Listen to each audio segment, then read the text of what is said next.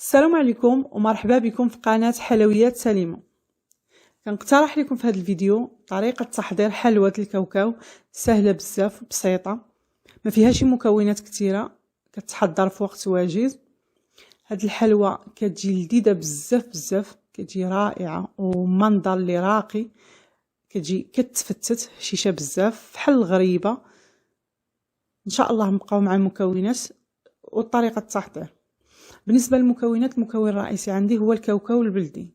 هاد الحلوى كتحضر بالكاوكاو البلدي، اذا ما كانش عاد نديروها بالكاوكاو الاخر الرومي.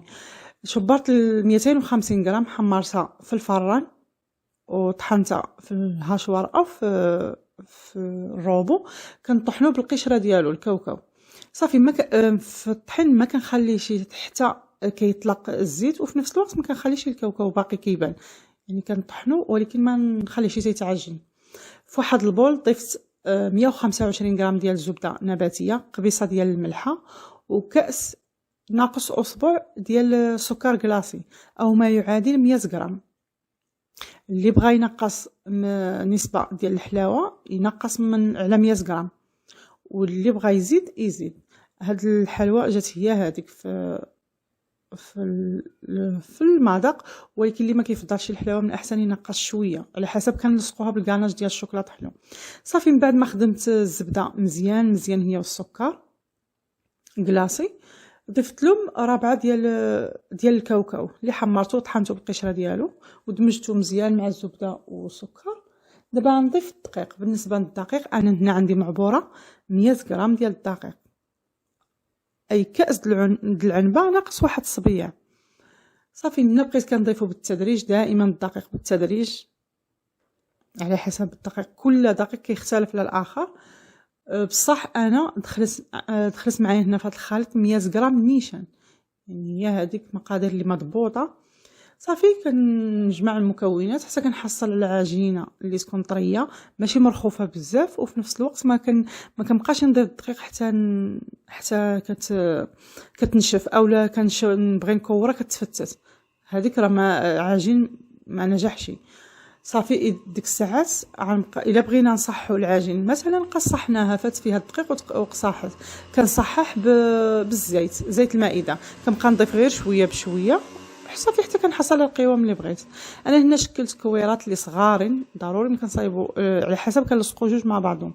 وزن ديال 8 غرام، وبسطتهم بين راحه اليد شويه غير باش ما تبقاش مقبه هكا كما موضح في الفيديو. ما بسطتهم شويه، حطيتهم في اللاطه، ندخلهم الفران اللي كنكون مسخناه من قبل. طلعتهم الفوق، انا درتهم في فرن غازي الفوق حتى طابو، عاد هبطتهم لتحت، تحمص غير واحد شويه. ضروري هاد الحلوى تاخذ معنا واحد اللون ذهبي بحال هكا، ما كان اذا ما نخليوهاش ناقصه الطياب، وفي نفس الوقت ما كنطيبوهاش بزاف حتى تحرق، ما كتاخذش معنا وقت طويل في الطياب هاد الحلوى. صافي خرجت الحلوى خليتها حتى تبرد. دوزت نحضر الصوص اللي عندنا نخدم بها. غير الشوكولات عندي هنا انا 75 غرام ديال الشوكولات اسود، ضفت له 20 غرام ديال الزبده نباتيه وديال الاكل، ومن الاحسن تكون الاكل، وما كانش نديرو عليه زبده نباتيه. في الاول ملي كنبدا نخلط الشوكولات كيبان لي بحال هذيك الشوكولات خسر، هو ما خسرش، غير كنواصلو في التحريك. صافي حتى كنحصل على واحد الكريمه اللي كيكون القوام ديالها ثقيل شويه، بها غنبقى نلصق هاد الحلوى. صافي كنحط واحد الكميه من الشوكولاط، كنحط عليه حليوه اخرى وكنضغط شويه غير باش ديك الكريمه تخرج في الجنيبات.